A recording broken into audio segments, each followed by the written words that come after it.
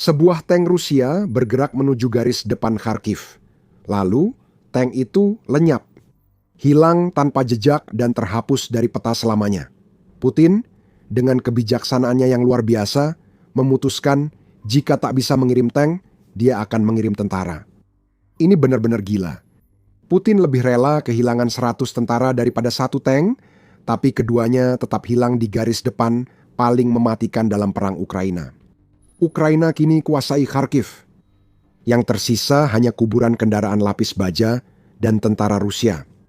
Tank-tank Rusia sudah tidak terlihat lagi di sektor Kharkiv selama berbulan-bulan, yang membuat kendaraan lapis baja yang dulunya menjadi tulang punggung seluruh strategi Rusia kini sama sekali tidak berperan dalam serangan Rusia di front tersebut. Itu menurut Wakil Komandan Kompi Brigade ke-13 Ukraina yang menggunakan nama Sandi Perok. Dalam wawancara dengan Army TV pada 2 Maret, dia menyatakan, "Kami sudah lama tidak melihat peralatan berat, terutama kendaraan lapis baja di sektor kami. Ini bukan berarti kendaraan lapis baja Rusia atau sisa-sisanya aman. Meski Rusia tak mengirim tank ke Kharkiv, mereka tetap berusaha mengumpulkan banyak kendaraan lapis baja di belakang garis pertempuran. Rusia diduga tengah membangun cadangan tank, kendaraan lapis baja, dan artileri untuk serangan besar berikutnya guna mendukung infanteri mereka yang terpukul di garis depan Kharkiv. Namun kendaraan lapis baja dan alat berat itu tidak segera tiba, dan akibat aksi Brigade ke-13, semuanya perlahan hancur meski jauh dari garis depan. Serangan pada peralatan tersebut dilakukan jika ditemukan di belakang garis musuh setelah melewati perbatasan, kata Perok. Hal ini tidak selalu mudah dicapai oleh Ukraina. Tank yang melintasi zona maut Ukraina lebih mudah terdeteksi drone pengintai dibanding tank yang tetap di seberang perbatasan. Seperti kata Perok, jika pengintaian memberi data, kami bisa terbang dan menyerang artileri atau tank yang jauh dari perbatasan. Mari kita bahas sebentar. Perok menyatakan Rusia takut kehilangan lebih banyak tank di Kharkiv sehingga mereka menyimpannya di tempat aman di wilayah sendiri. Namun, Rusia juga menjaga lokasi-lokasi tersebut dengan sangat buruk, sehingga Ukraina mampu melakukan serangan terhadap tank-tank itu saat masih berada di dalam wilayah Rusia, yang pada akhirnya berarti tank-tank tersebut tidak akan pernah memberikan dampak di front Kharkiv. Apa sebenarnya tujuan Rusia di sini? Jika ingin mengumpulkan kendaraan lapis baja, sebaiknya dilakukan di luar jangkauan drone dan rudal Ukraina. Menyimpan persediaan di perbatasan adalah keputusan bodoh, karena Ukraina telah berkali-kali membuktikan bisa menyerang wilayah tersebut. Ini sangat membingungkan, seperti keputusan Putin mengirim manusia sebagai umpan, bukan kendaraan tempur di front Kharkiv, sehingga Rusia kehilangan ratusan tentara tiap minggu. Ingat angka-angka tersebut dan strategi gila Putin, karena kita akan kembali membahas keduanya dalam beberapa menit lagi. Sebelum itu, kita perlu mengetahui apa yang terjadi di Kharkiv hingga Rusia rela mengorbankan prajurit sebagai umpan meriam karena Putin takut kehilangan lebih banyak tank akibat pertahanan Ukraina. Mungkin pernyataan ini sudah cukup menjelaskan. Kerugian tank Rusia di Ukraina sangat besar dan kini Putin lebih sibuk memadamkan krisis yang meluas di luar kendalinya daripada menjaga kekuatan personel untuk mempertahankan kampanye atrisi di Ukraina. Cukup dengan melihat kerugian tank Rusia di Ukraina, sejauh ini sudah cukup untuk menjelaskan apa yang sedang terjadi di Kharkiv. Menurut Kementerian Keuangan Ukraina, Rusia telah kehilangan 11.727 tank hingga 5 Maret. Perang telah berlangsung sedikit lebih dari 4 tahun, jadi itu berarti rata-rata kerugian tahunan sedikit lebih dari 2.900 tank. Namun, angka itu memang lebih tinggi di awal kampanye Vladimir Putin yang masih goyah, karena kendaraan lapis baja Rusia ditarik dari berbagai wilayah. Kamu tak akan kehilangan tank jika tak dikerahkan, itulah logika Rusia. Namun, itu tak berarti banyak bagi tentara yang dikirim ke garis depan tanpa perlindungan. Masalah tank Rusia telah menjadi sumber berita utama hampir selama operasi militer khusus yang diklaim Putin berlangsung. Setelah invasi awal Rusia yang mengandalkan tank gagal, Putin mengira perang Ukraina akan berubah jadi pertempuran menguras tenaga dan Rusia akan menang. Seharusnya begitu karena jumlah tank yang sangat besar. Tentu saja, drone Ukraina bersama dengan senjata anti-tank yang disediakan oleh Barat menggagalkan rencana khusus itu.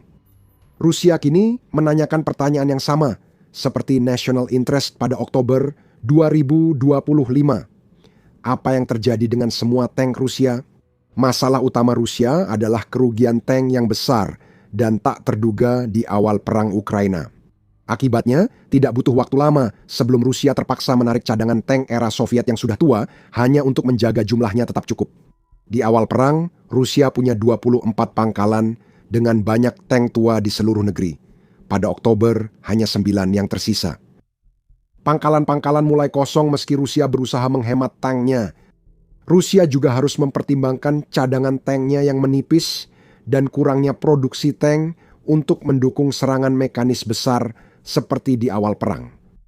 Pada Oktober 2025 lalu, media United 44 melaporkan bahwa Rusia memiliki rencana ambisius untuk membangun, merombak atau meningkatkan 1.118 tank tempur utama T-90M dan T-90M2 yang akan membawa produksi tank mereka mendekati tingkat yang pernah terlihat pada era Soviet.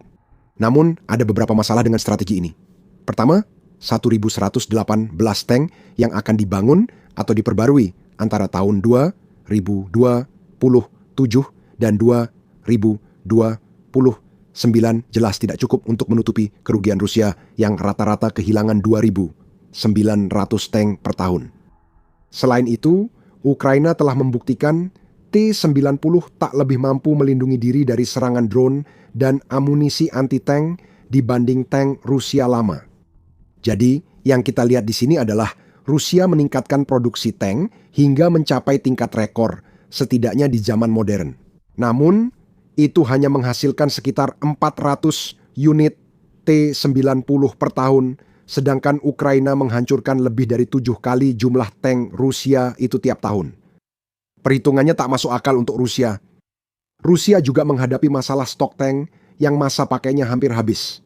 Hal itu diungkapkan oleh media United 24 dalam sebuah artikel pada 26 Februari, di mana mereka melaporkan bahwa Rusia sedang menarik cadangan tank terakhir yang masih berarti, terutama tank T-72 Ural dan T-72A dari tempat penyimpanan. Ternyata 452 tank ini dipindahkan ke Uralvagonzavod, pabrik kendaraan lapis baja utama Rusia.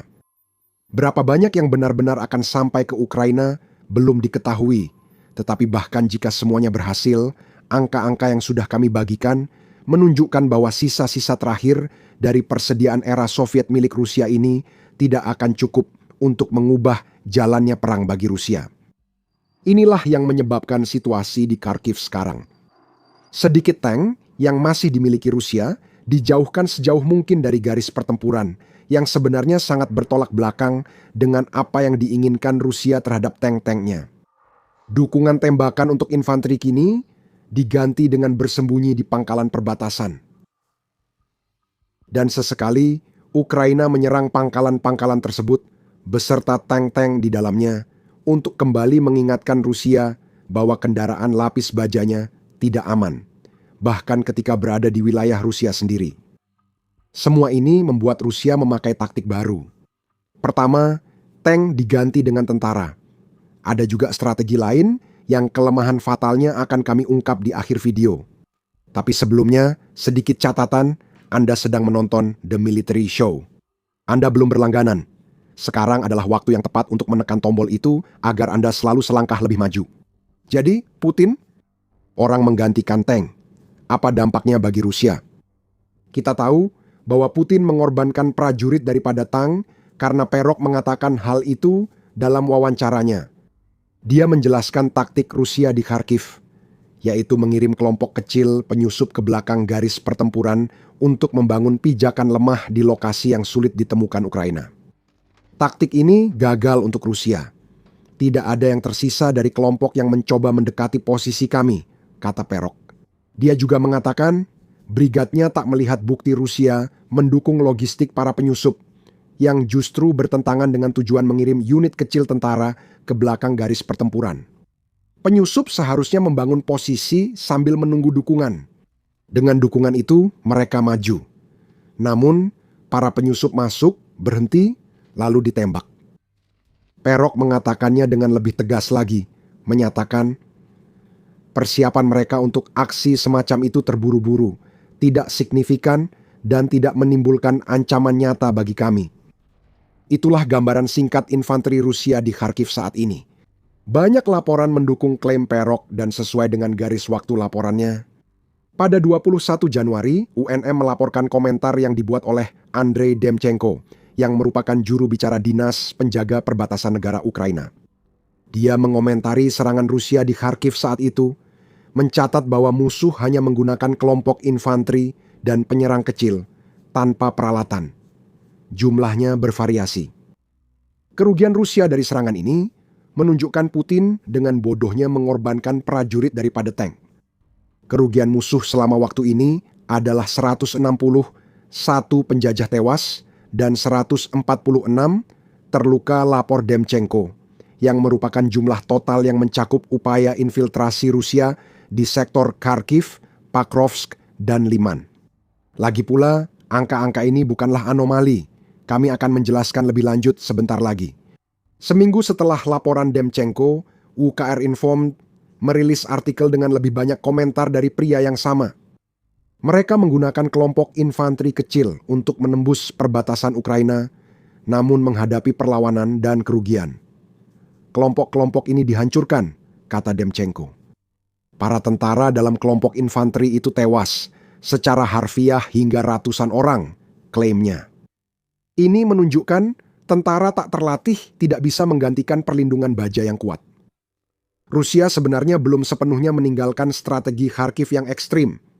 Dalam laporan tanggal 26 Februari, UKR Informed mengatakan bahwa pasukan Ukraina telah menyerang lebih dulu unit infiltrasi Rusia yang mencoba masuk ke desa Bohoslavka dan Novokrujakivka di Kharkiv. Lagi-lagi, ini adalah cerita lama sejak Rusia terpaksa menarik tank-tanknya dari Kharkiv. Penyusup mencoba maju, Ukraina mendeteksi mereka. Penyusup tewas. Setidaknya kali ini, Rusia mencoba memanfaatkan perlindungan cuaca buruk untuk melakukan serangannya. Sedikit kabut lebih baik daripada tidak ada, tapi itu belum cukup menghentikan pola jelas di sektor Kharkiv. Itu membawa kita kembali ke komentar tentang anomali yang baru saja dibahas.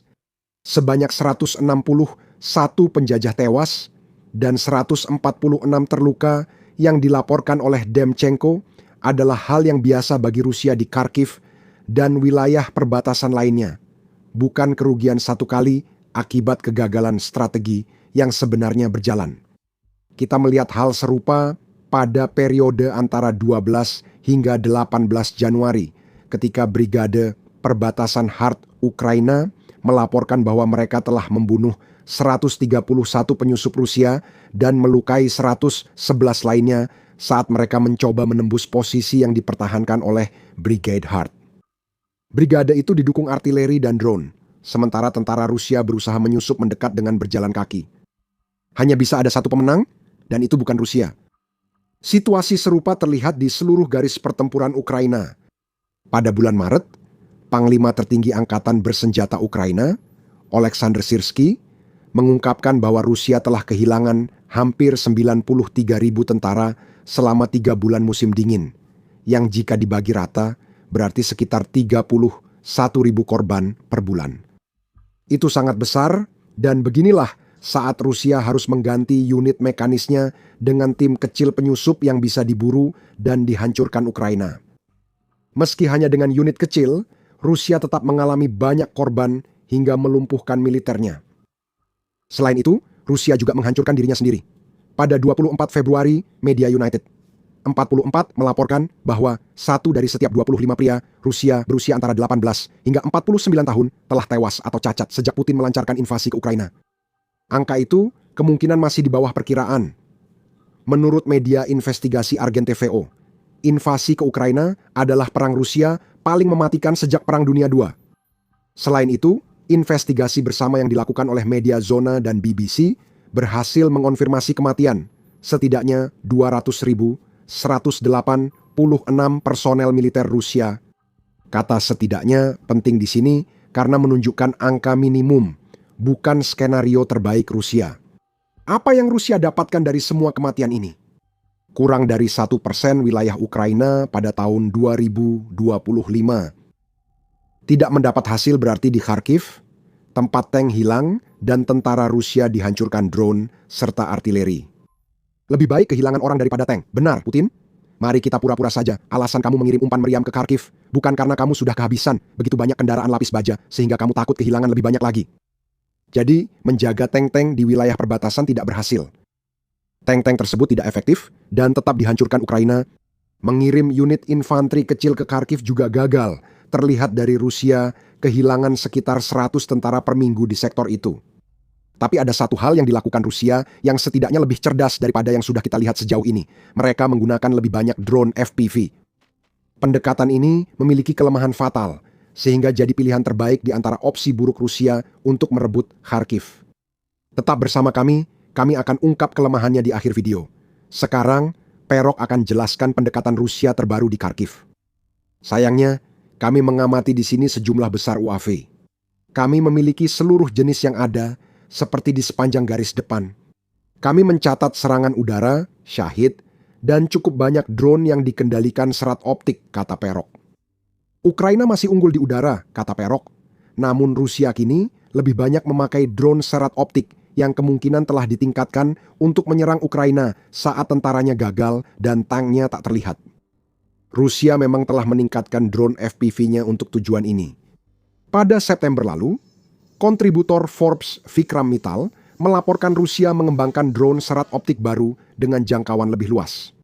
Laporan ini berasal dari klaim blogger militer Rusia, jadi perlu kehati-hatian.